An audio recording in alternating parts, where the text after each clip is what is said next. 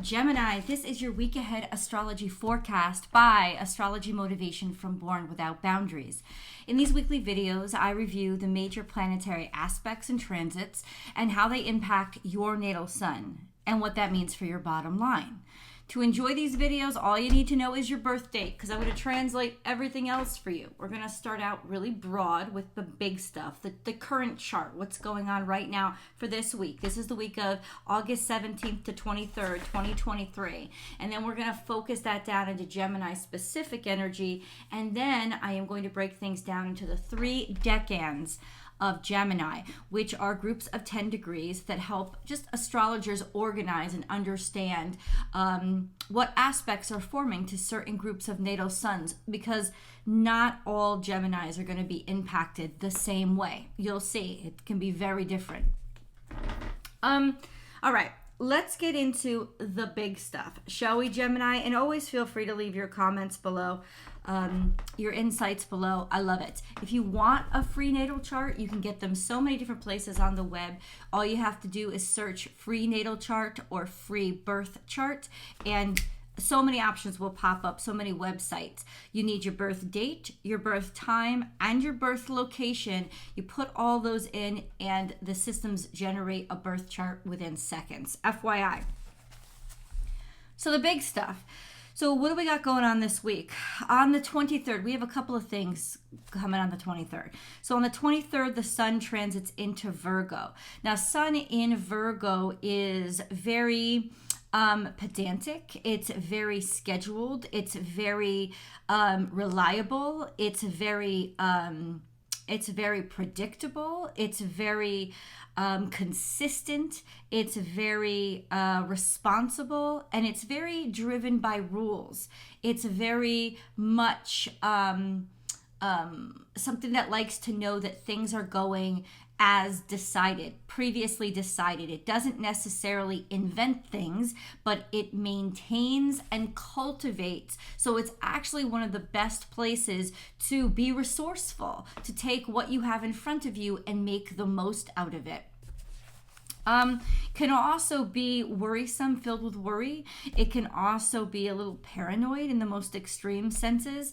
And it can be too facetious, as in too caught up in procedure and not look enough at the big picture. So those are a couple of different things we know how the sun behaves when it enters Virgo. But yeah, it's going to be Virgo season by the 23rd. And then we also have Mercury going into retrograde, which is ironic because Mercury is in Virgo and Mercury rules Virgo. And right now Mercury is conjunct Mars. It will be conjunct Mars all week. Mercury goes into retrograde on the 23rd. I'm sure that you're already feeling the shadow period because it is also your ruling dignitary. So this is a really interesting place for it to go retrograde. The same day the sun goes in, and then this day before, on the 22nd, the sun comes in, the sun itself, right as it enters Virgo, is coming into opposition with Saturn, since Saturn is now at 4 degrees Pisces. So there is this energy of slowing everything down, putting people's egos into check, quality checks, resistance, oppression in a way.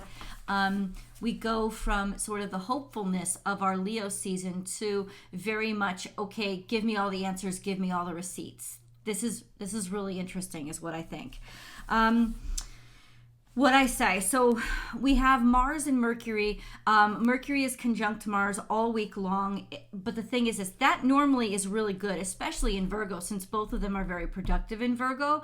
That would be like super powered. We can figure this out. We can put everything in order. We can make sense out of everything. We can organize it all. Like really taking action to be logistic almost. But the Mercury-Mars conjunction is in direct opposition to Neptune. And that's an issue because Neptune makes everything false. Neptune, in opposition to Neptune, makes everything hazy, distracted, and we could be making decisions, we could be taking actions on illusions. You know, it's almost like this shadow figure, right? Aiming at the shadow figure instead of what's really making it.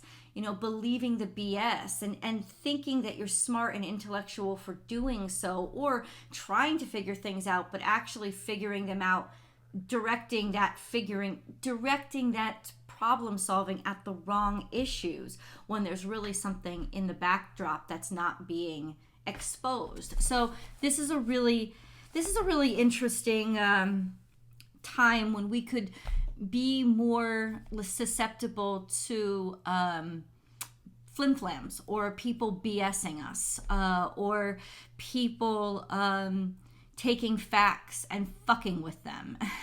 All of those things are likely. Mercury retrograde would slow down any kind of reliable information exchange as well, so that things start to come up, things start to break, or go on the fritz and make things even more stressful. Now, in reality, that could reveal a lot, which is something we may need.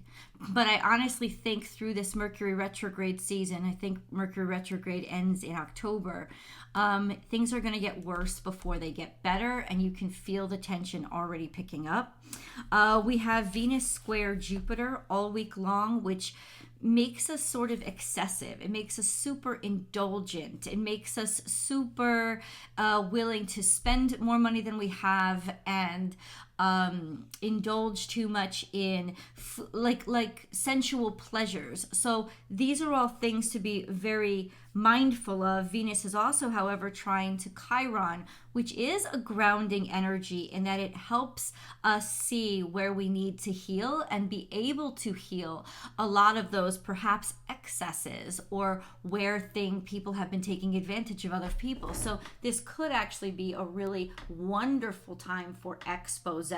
So on the 23rd, I mentioned this, the moon is going to be in direct opposition to Jupiter and square to Venus, while the sun moves into Virgo and Mercury goes into retrograde. So this day could be a very difficult day. It's not for the weak of heart. It will take all of your faith not to succumb to pleasures that you are led into by your own insecurities. So watch it. The way through here is follow the sun, right? The way through here is slow and steady and mindful and adding up the facts. That's the way through. All this other stuff around you is going to try to make that as difficult as possible in order to throw you off track. I'm just letting you know that. So we have also a grand Earth trine. So we have Pluto trine to Uranus, Pluto in Capricorn, trine to Uranus in Taurus, trine to Mars in Virgo, and they're all between like 23 and 28 degrees. So they're within a good like 5 degrees of each other. So this is a pretty solid trine. It's kind of making us lackadaisical with what is. It's kind of making us see what is and get comfortable with it. Now, that could be a very good thing if we take that as, well, these are the resources I have in front of me. I'm not going to try to pressure myself to buy more or spend more. I'm going to be more conscientious and economic, which as the sun goes into Virgo is also a really great adjective to think of. I'm going to be economic, and I'm just going to be like, okay, I have enough. And whatever I have in front of me is what I'm going to use, which is a wonderful way to think about all these things. But it could also be settling too much for what is and believing too much what is and not questioning enough. But since Uranus is involved, I do believe we're going to be more pressed for change and for looking at things in a different way. So to me, that's very hopeful. This is what I did mark down, though. The deception is that things are how they are, that they're never going to change, and you're not going to get anywhere. That's the deception. Emotionally, that could be the deception, especially on the 23rd, when the sun and Saturn becomes opposition with each other, because that could make us feel like we're not getting anywhere. We'll never get anywhere, so it's going to be a high pressure day between the 22nd and the 23rd, high pressure days, and it could really discourage a lot of people. What I'm saying is, don't get discouraged, Gemini, because there's definitely a way through, and slow, steady pace on the path you've already chosen. Don't turn off the path you've already chosen, but keep going and keep pushing step by step, little by little. This is how we move as we're going into Virgo season. That's what's going to get you through this. So to quell the discouragement, you ground yourself in the earth and you allow things to move slowly, and you pat yourself on the back for those little accomplishments, because the little accomplishments are the things that are going to take you far right now. Okay, now let's get into Gemini specific energy. All right, and how do I find that? Well, I look at what's going on in Gemini itself, the zodiac sign, and then I look at what's going on with its ruling dignitary. Now, nothing is, I'm looking for my pen, nothing is going on in Gemini. In the zodiac sign that's really big, because remember I said we're going to talk about the big stuff. So there's nothing really in Gemini, and you'll see, there's nothing really in Gemini. But Mercury, very active. Mercury is going is transiting between 20 and 21 degrees this week. That's because it's slowing down. Mercury, when it's at its fastest, goes almost 10 degrees a week, moves almost 10 degrees forward a week. Well, it's slowing down, and this week, because it's going into retrograde on the 21st, on the 23rd, it's only going to move between 20 and 21 degrees this week. Goes into retrograde on the 23rd, is conjunct to Mars, and is in opposition to Neptune. That is very confusing energy. Mercury conjunct Mars is forward motion, progressive energy, figuring things out, getting things done. It's very hard working. But in opposition to Neptune, while it can be very creative, it tends to be deceptively creative and highly distracted. So we also have a trine to Uranus, which means it wants something outside of the box. It is very ingenuitive, so that could be very helpful energy. And it's also trined to Jupiter, which means it is also like inclined to want to take great big leaps forward. So there could be like an uptick in, maybe we need the distraction right now. Maybe it's the creativity that has to come through, but we would be inclined to take,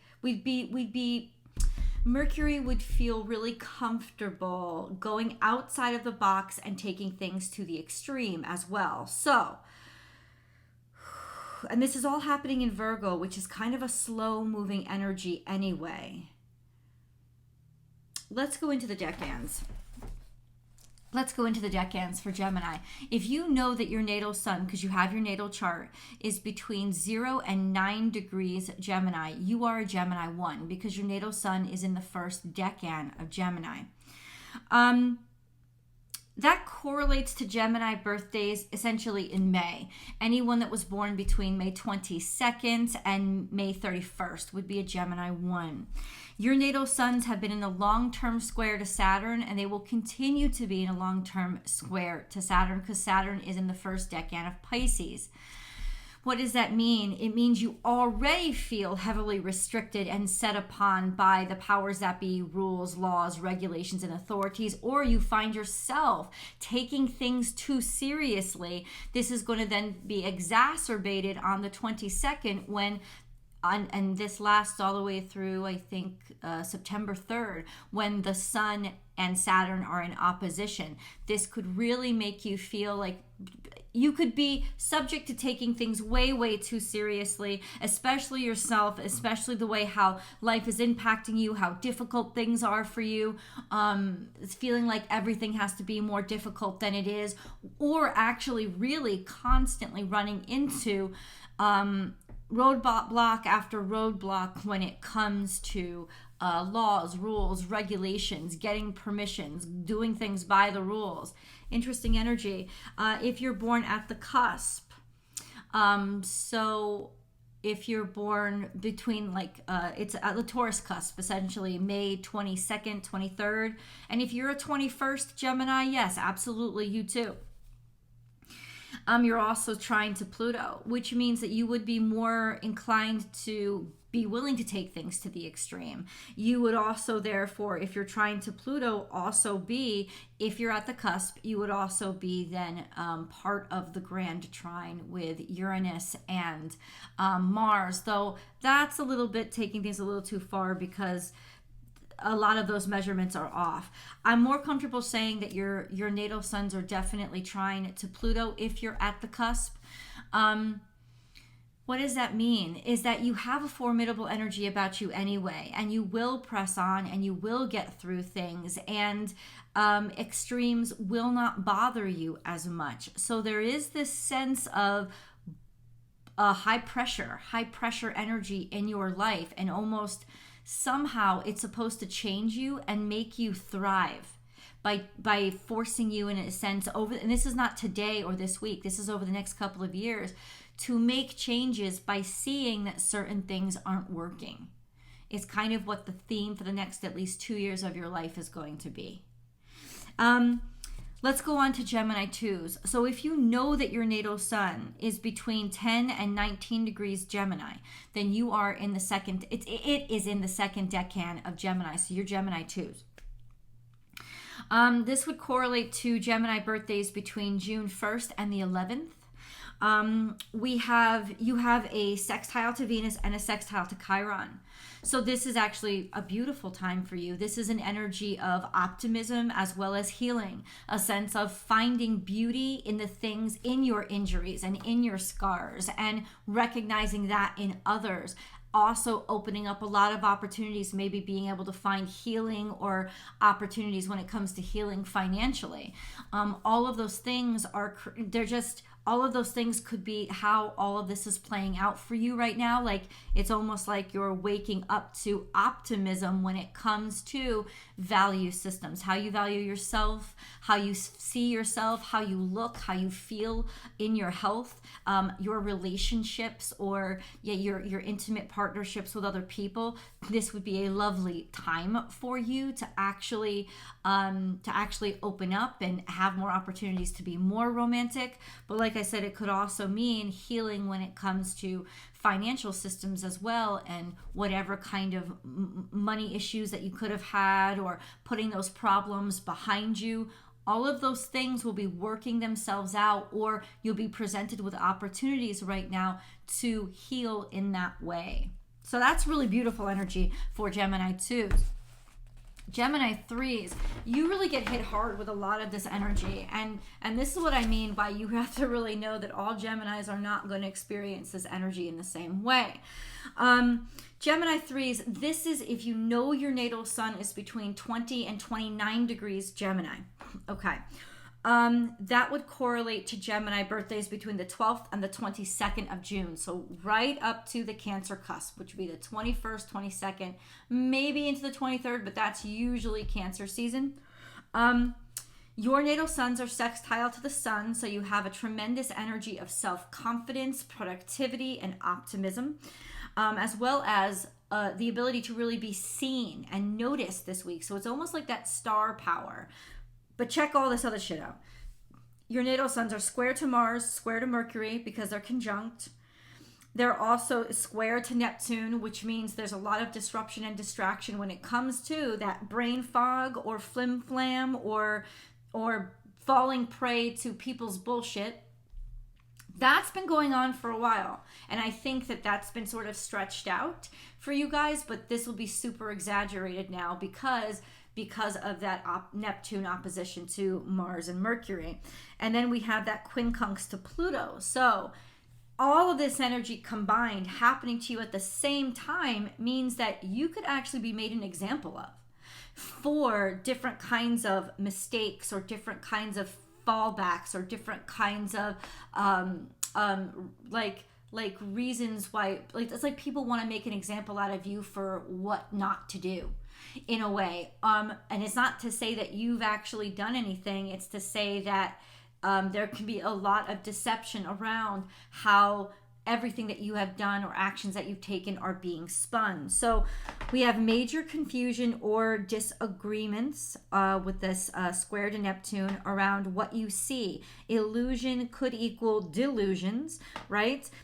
This could be challenging you this week. Sun made an example of you, right? That sense of, while you're going through all these complications, all these hardships moving forward.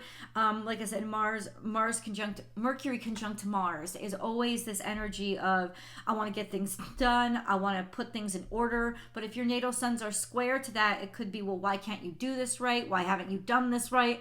Everything that you haven't put in the correct order could be coming back to challenge you and haunt you, right? This quincunx to Pluto just means that you will take everything to the extreme, and your reactions will be extreme, and you know, you'll get that spur in your side and you'll just react in an extreme way. This square to Neptune could be that you're more likely to blow everything out of proportion and act like things are, you know, the whole world is coming down, when in reality you're getting audited, and that may feel like the whole world's coming down, but it just means that you got to get your shit in order. This could also be deception strike on you, this sense of people are taking all this information and blowing it up to mean too much, when in reality is you just have to put stuff back in the right order. So whatever it is, it's kind of a tight, difficult situation, especially with your ruling dignitary being involved this week. And slow and steady wins the race. Quantifiable measurements and putting things into the right order is the way through this. There is absolutely no way out but through for you guys. And I think that that's why the universe is putting you in that pressure zone, to show how you get through this, to show how you make it through. And as you facetiously prove number by number and put everything back into order, I think that's going to actually reveal a lot of things for a lot of situations and circumstances around you. So, because these are all squares, which means that it's trying to put a pressure on you to make you stronger so that you release this energy. There's a certain amount of energy that has to be released. And globally, when you talk about Gemini 3s, you're talking about information, you're talking about education, you're talking about stuff that we all need to learn, but clearly we're learning it the hard way. So you let me know in the comments below just how all this energy is impacting you guys. Thank you so much for watching. Please remember to subscribe to this video, and then come on over to Born Without Boundaries Tarot for your week ahead tarot card message, Gemini. I love you guys. Talk to you soon.